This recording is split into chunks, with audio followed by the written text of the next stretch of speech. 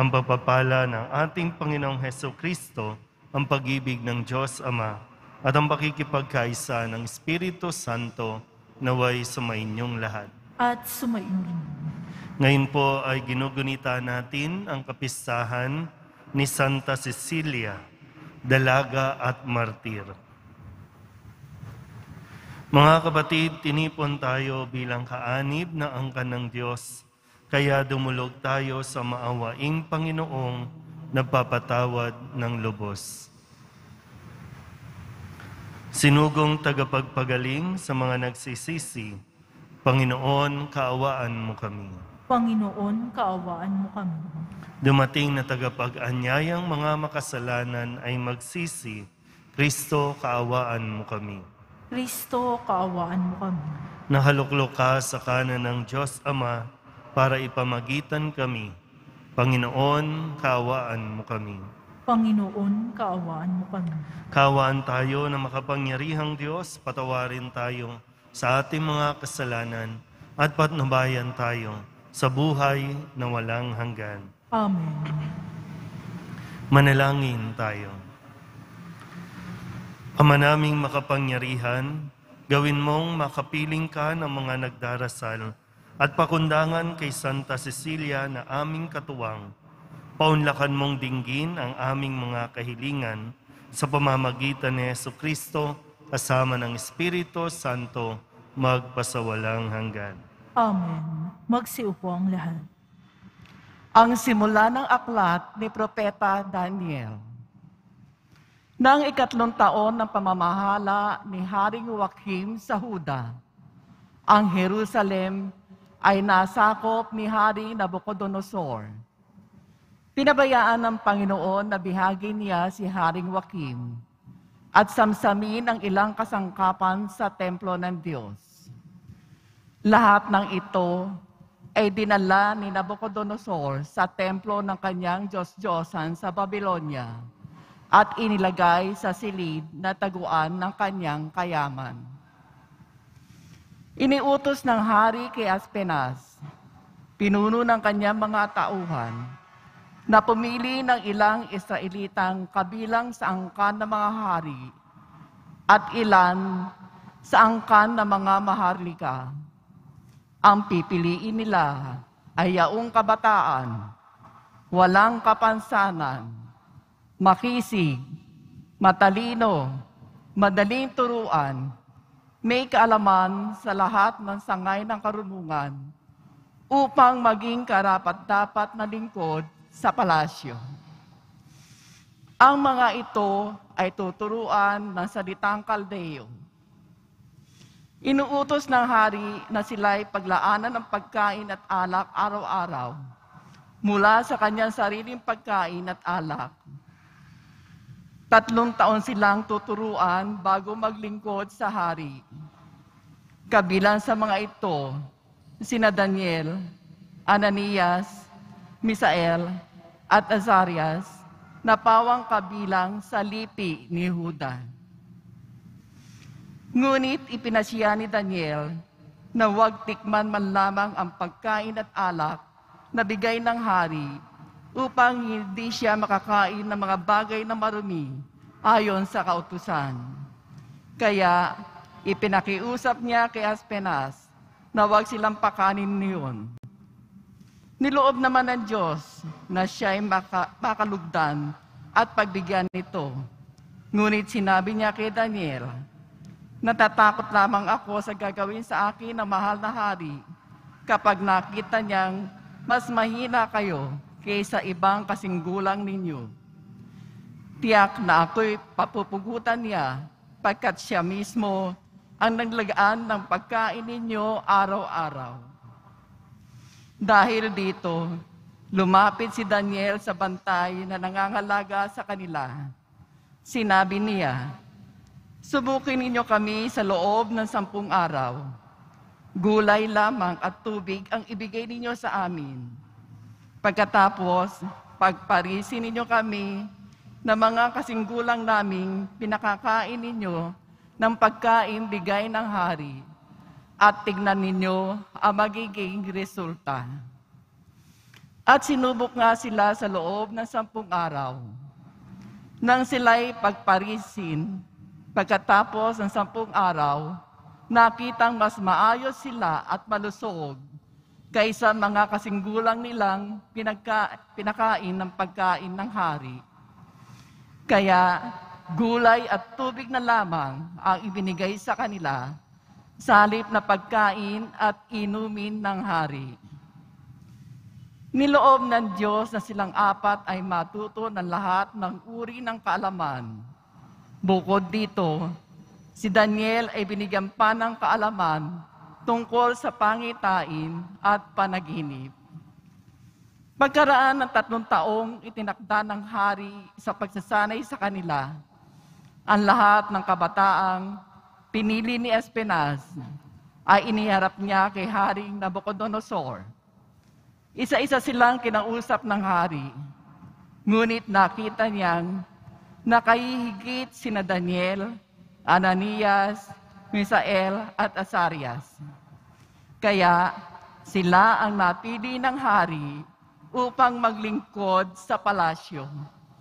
Sa lahat ng bagay na isangguni sa kanila, nakita ng hari na higit na di hamak ang kaalaman nila kaysa mga salamangkero at engkantador ng kaharian. Ang salita ng Diyos. Salamat sa Diyos. Purihin at ipagdangal ang Diyos pagpakailanman. Purihin at ipagdangal ang Diyos magpakailanman. Pinupuri ka namin, Panginoon, Diyos ng aming mga ninuno. Karapat-dapat kang ipagdangal at dakilain magpakailanman. Purihin ang iyong banal at maluwalhating pangalan. Nararapat purihin at ipagdangal magpakailanman. Purihin at ipagdangal ang Diyos magpakailanman. Purihin ka sa iyong banal at marangal na tahanan.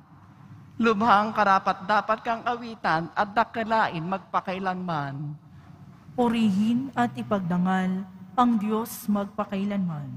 Purihin ka na nakaluklok sa maringal mong trono. Karapat-dapat kang awitan at dakilain magpakailanman. Purihin at ipagdangal ang Diyos magpakailanman. Mula sa iyong luklukan sa ibabaw ng mga kerubin, nakikita mo ang kalaliman, ang daigdig ng mga patay. Karapat-dapat kang purihin at dakilain magpakailanman. Purihin at ipagdangal ang Diyos magpakailanman. Purihin ka sa buong sangkalangitan. Karapat-dapat kang awitan at dakilain magpakailanman. Purihin at ipagdangal ang Diyos magpakailanman. Magsitayo po ang lahat.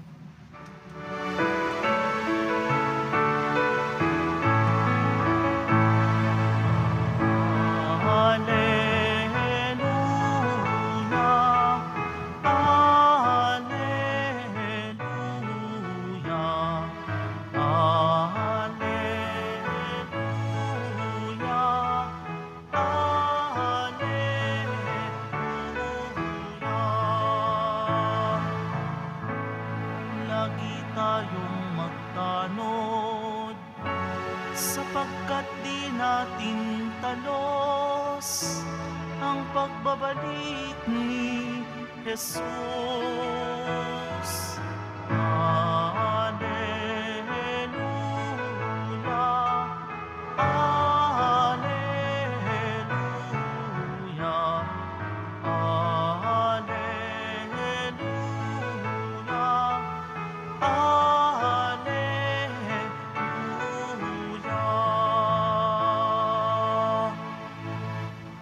Sumainyo ang Panginoon. At sumayo rin. Ang mabuting balita ng Panginoon ayon kay San Lucas. Papuri sa iyo, Panginoon. Noong panahong iyon, nang tumingin si Jesus, nakita niya ang mayayamang naguhulog ng kanilang kaloob sa lalagyan nito sa templo. Nakita rin niya ang isang dukhang babaeng balo na naghulog ng 2 kusing. Ang wika ni Jesus, "Sinasabi ko sa inyo, ang dukhang balong iyon ay naghulog ng higit kaysa kanilang lahat, sapagkat bahagi lang ng di na nila kailangan ang kanilang ipinagkaloob.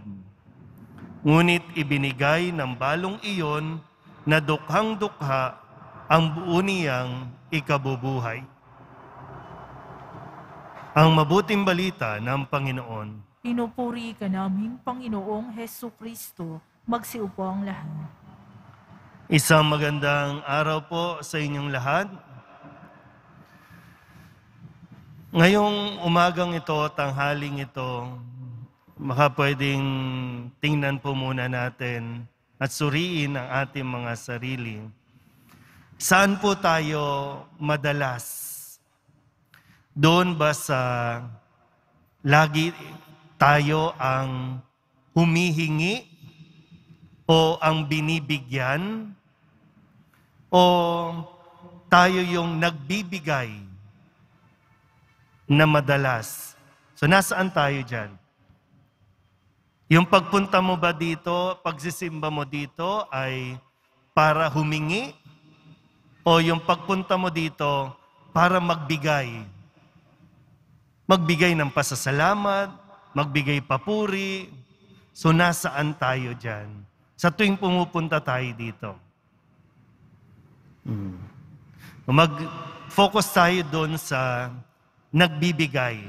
Okay? Kasi madalas naman dito, pengi ako Lord, pengi nito Lord, pengi nun Lord. Dito muna tayo sa nagbibigay.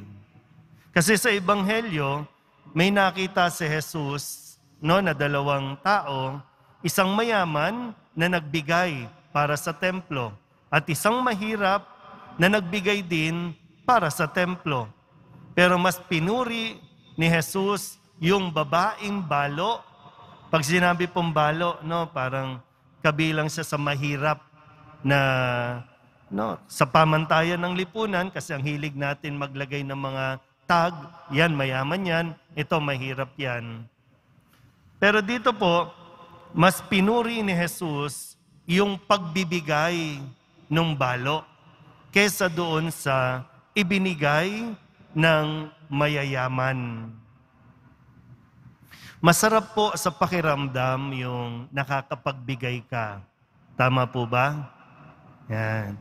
Kung sakaling hindi mo pa nararamdaman yung pakiramdam ng nagbibigay, alam mo na yung sagot kung nasaan ka ba sa dalawa. Yung laging umaasa, laging humihingi, o doon sa nagbibigay. Balik tayo ulit sa nagbibigay. Masarap sa pakiramdam ang nakakapagbigay ka. Pero kailangan nating suriin, bakit ka nagbibigay? Yan. Kasi nagbibigay ka, baka dahil may pangangailangan ka rin. Yan. So uuwi din tayo dun sa tayo yung umaasa na bibigyan. Yan. So bakit ka nagbibigay? Yun yung maganda rin na suriin kasi importante po yun, dahil yun yung nakikita ng Diyos, yung nilalaman, yung dahilan o motivation mo, bakit ka nagbibigay. Gaya ng nasabi ko, masarap sa pakiramdam yung nakakapagbigay ka. Sa kahit anong paraan, pwedeng material, pera, maging kahit ang sarili natin. Masarap sa pakiramdam. So ngayon po, bakit tayo nagbibigay?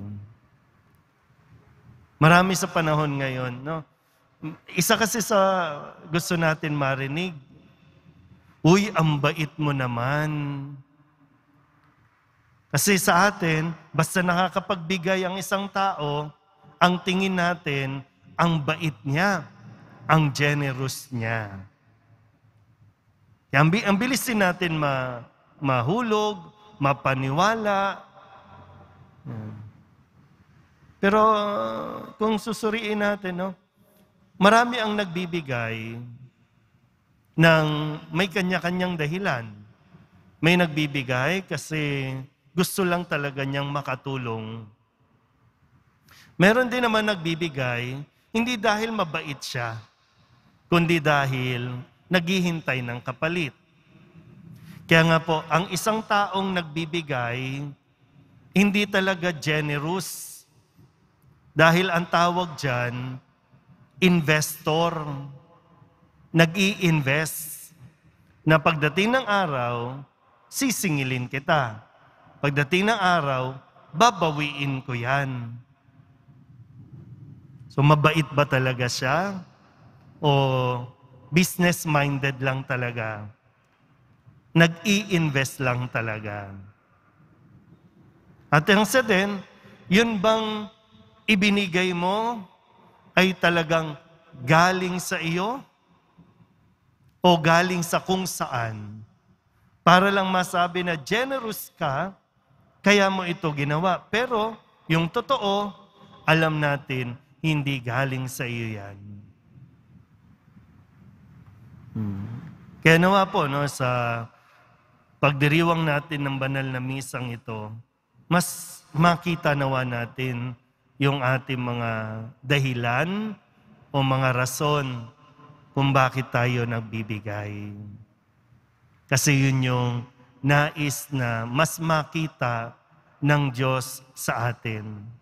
Kung dito nga po, no, kung dito nga sa simbahan, kasi sa simbahang Katoliko, hindi naman tayo pinipuwersa. Bagamat meron tayong obligasyon na magbigay sa simbahan bilang bahagi ng simbahan, pero hindi ka pupuwersahin. Dahil ang hinahangad natin, magkusa tayong magbigay ayon sa ating kakayahan.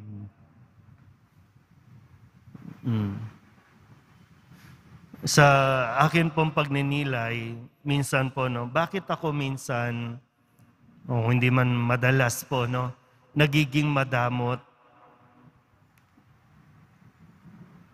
at nagiging hadlang ito para mas maging mapagbigay ako sa pangangailangan. Minsan, lalo na pagdating sa pamilya, di ba, na-experience nyo, no, pag yung mayat-maya, ihingan kayo ng kapamilya ninyo, di ba, no? Minsan yung bang naglalaban sa loob mo, no? O mga ibang tao, kaibigan, kapag humihingi sa iyo, no? Minsan ayaw mong magbigay, hindi dahil wala kang maibibigay, kundi ayaw mo lang talaga magbigay dahil umiiral minsan yung pagiging selfish, o kaya yung takot na baka maubusan. Diba, no? May ganyang damdamin na sa loob mo lang, alam mo naman po, no? Ikaw din naman makakaalam niya. Ito yung aking sariling karanasan na minsan ayaw kong magbigay kasi mas pinangungunahan ako ng pagiging makasarili na paano ako? Mayroon din akong pangangailangan. Paano ako? Mayroon din akong gustong bilhin. Paano naman ako? O kaya naman yung isang bahagi na natatakot kang maubusan. Si Santa Cecilia na ipinagdiriwang natin ngayon, siya po ay mula sa isang mayamang angkan. Mayaman na mayaman. Pero mas pinili niyang iwanan yung yaman at ibigay ang kanyang sarili para sa Diyos. Yung akala mong wala ka nang maibibigay, pero ang totoo, meron pa. Dahil lahat naman ng meron tayo, galing sa Diyos. So ang Diyos, sa kanyang kabutihan, hindi mauubusan magbigay para sa atin. Tandaan mo yan. Hindi mauubusan ng Diyos ng pagbibigay sa iyo para nang sa ganon may maibigay ka sa iba. Yeah. Yun yung halimbawa, no, na napatunayan at pinatunayan sa atin ni Santa Cecilia. Nawa mas ma-inspire tayo na magbigay kaysa ang humingi ng humingi. Amen? Magsitayo po ang lahat.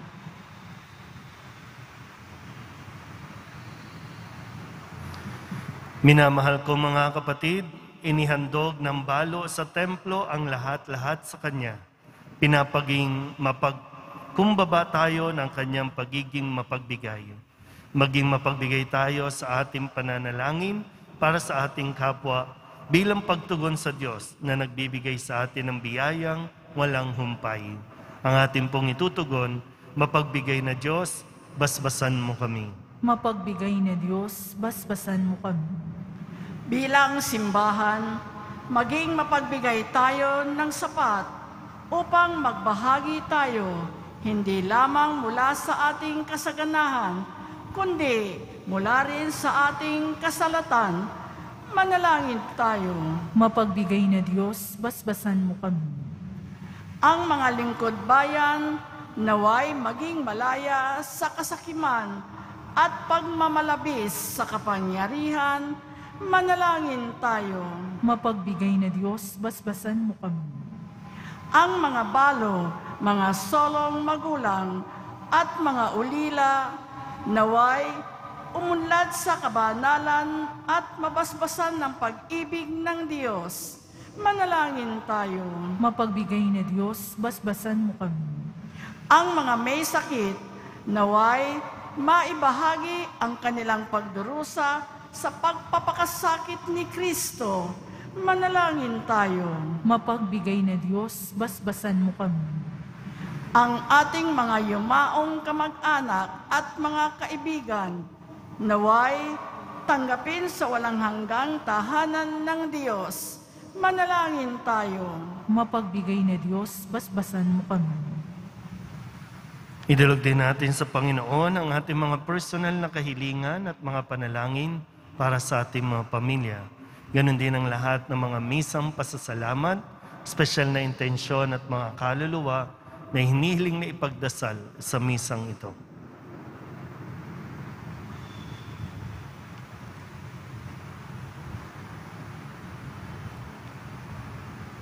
Ang lahat ng ito inihiling namin sa ngalan ni Kristong aming Panginoon. Amen. Magsiupo ang lahat.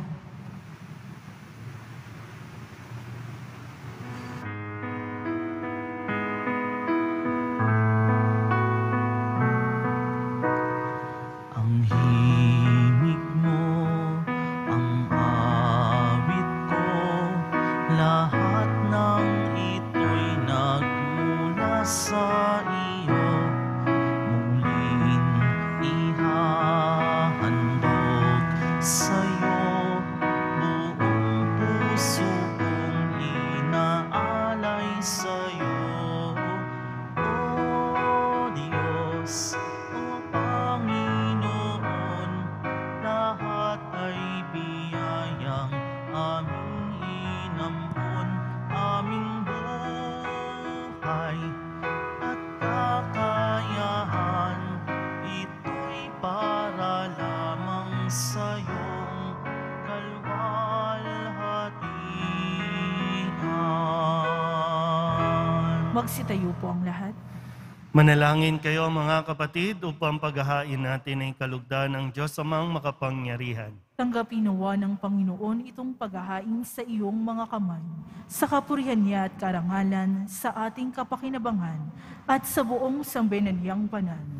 Ama naming lumikha, sa pagpapahayag namin sa iyong kadakilaan, ngayong ginugunita namin ang dalagang si Santa Cecilia, ang kalugod-lugod niyang kagitingan sa pamumuhay, ay magpagindapat nawang kalugdan mo ang aming mga alay sa pamamagitan ni Jesucristo kasama ng Espiritu Santo magpasawalang hanggan. Amen. Sumainyo ang Panginoon. At sumaiyo rin. Itaas sa Diyos ang inyong puso at diwa. Itinaas na namin sa Panginoon. Pasalamatan natin ang Panginoong ating Diyos. Marapat na siya ay pasalamatan. Ama naming makapangyarihan, tunay ngang marapat na ikaw ay aming pasalamatan. Ngayong aming kagalakan na si Santa Cecilia ay parangalan. Siya'y kapanalig naming may paninindigan na ikaw ay ipahayag kahit siya'y mamatay. Sapagkat minarapat mo ang kanyang matularan ang iyong anak na naghain ng sariling buhay. Tulad ng naganap sa iyong anak, ang dugo ng mga martir ay dumanak, hindi dahil sa katatagang likas, kundi dahil sa iyong bigay na lakas. Kaya kaysa ng mga anghel na nagsisiawit ng papuri sa iyo, nang walang humpay sa kalangitan, kami nagbubunyi sa iyong kadakilaan. Santo, Santo, Santo, Panginoong Diyos ng mga hukbo, napupuno ang langit at lupa ng kadakilaan mo, o sana sa kaitaasan, pinagpalang naparirito sa ngalan ng Panginoon, o sana sa kaitaasan, magsilhod po ang lahat. Ama naming banal, ikaw ang bukal ng tanang kabanalan. Kaya't sa pamamagitan ng iyong Espiritu, gawin mong banal ang kaloob na ito upang para sa aming maging katawan at dugo ng aming Panginoong Hesukristo. Bago niya pinagtiis ang kusang loob na maging handog, hinawakan niya ang tinapay, pinasalamatan kaniya, pinaghati-hati ni ayon, iniabot sa kanyang mga alagad at sinabi, tanggapin ninyong lahat ito at kanin, ito ang aking katawan na ihahandog para sa inyo.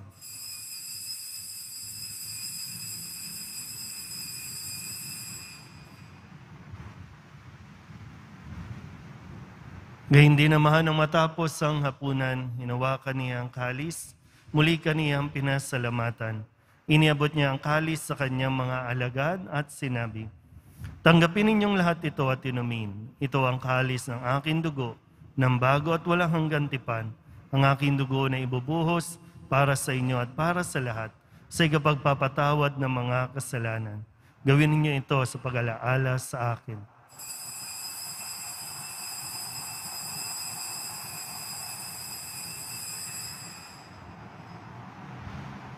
Magsitayo po ang lahat. Ipagbunyi natin ang misteryo ng pananampalataya. Si Kristo'y namatay, si Kristo'y nabuhay, si Kristo ay babalik sa wakas ng panahon. Ama, ginagawa namin ngayon ang pag-alaala sa pagkamatay at muling pagkabuhay ng iyong anak. Kaya tiniaalay namin sa iyo ang tinapay na nagbibigay buhay at ang kalis na nagkakaloob ng kaligtasan. Kami napapasalamat dahil kami iyong minarapat na tumayo sa harap mo para maglingkod sa iyo. Isinasamo namin kami magsasalo-salo sa katawan at dugo ni Kristo ay mabuklod sa pagkakaisa sa pamamagitan ng Espiritu Santo. Ama, lingapin mo ang iyong simbahang laganap sa buong daigdig. Puspusin mo kami sa pag-ibig kaysa ni Francisco na aming Papa at ni Jose na aming Obispo at ng Tanang Kaparian. Alalahanin mo rin ang mga kapatid naming nahimlay na may pag-asang sila'y muling mabubuhay, gayon din ang lahat ng mga pumanaw. Kawaan mo sila at patuloyin sa iyong kaliwanagan. Kawaan mo at pagintapating kaming lahat na makasalo sa iyong buhay na walang wakas. Kaysa ng mahal na Birhen Maria na Ina ng Diyos, ng kabiyak ng puso niyang si San Jose, kaysa ng mga apostol at ng lahat ng mga banal na namuhay dito sa daigdig ng kalugod-lugod sa iyo, may pagdiwang nawa namin ang papupuri sa kararangal mo sa pamamagitan ng iyong anak na aming Panginoong Hesukristo.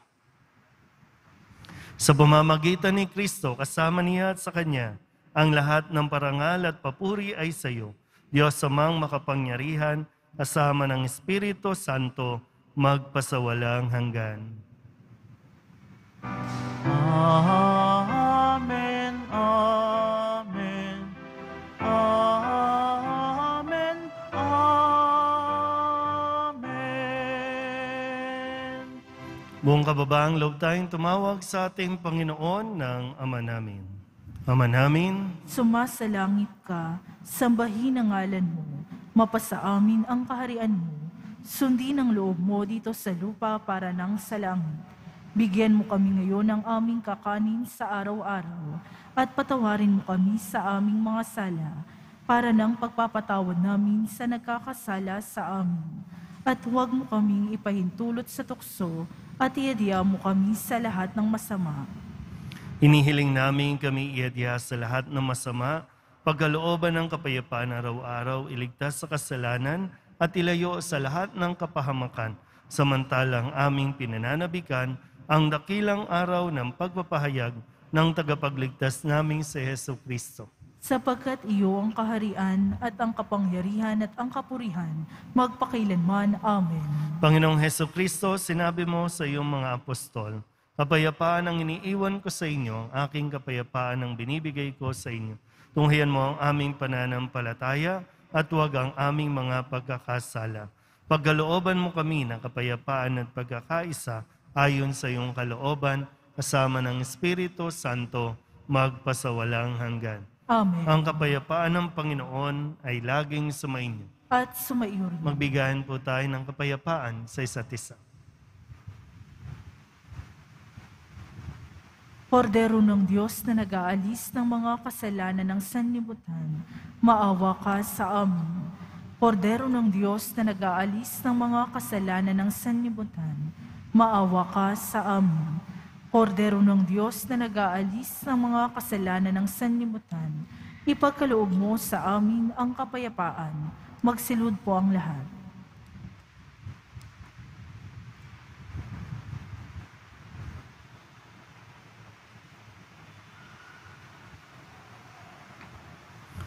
Ito ang kordero ng Diyos. Ito ang nag-aalis ng kasalanan ng sanlibutan. Mapalad ang mga inaanyayahan sa kanyang piging. Panginoon, hindi ako karapat-dapat na magpatuloy sa iyo, ngunit sa isang salita mo lamang ay gagaling na ako.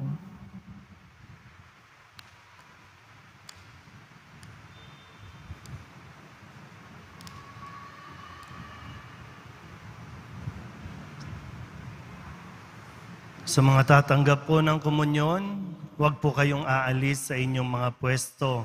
Huwag po kayong magpapalit-palit para maiwasan po yung pagdidikit-dikit po ninyo. Kami po ang bahalang mag-abot ng komunyon. Katawan ni Kristo. Amen.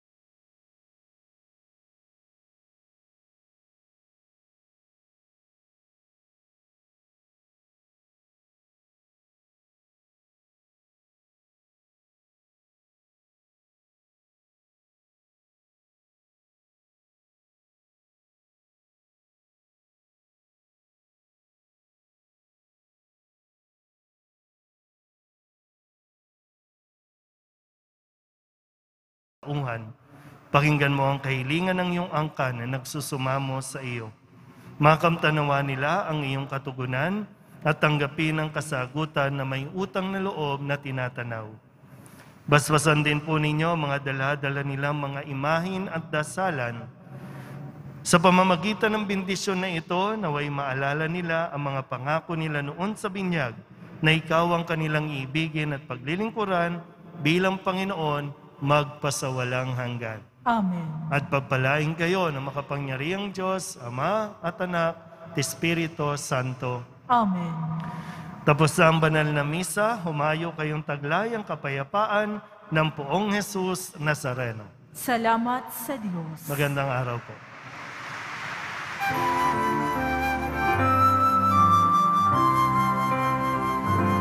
Nuestro Padre Jesus Nazareno, sinasamba ka namin.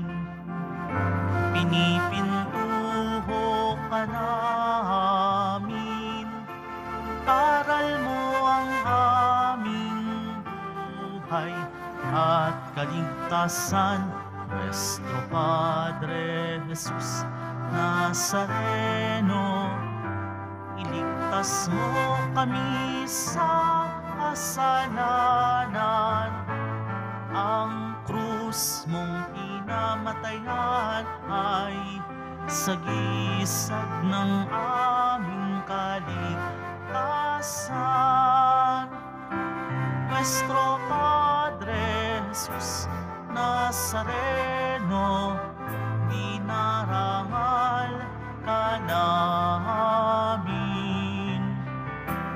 Nuestro Padre Jesus Nazareno, nilulwalhati ka namin.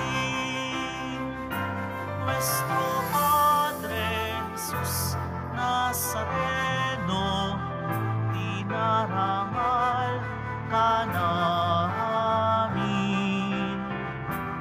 Nuestro Padre Jesus Nazareno, nilulwalhati ka namin.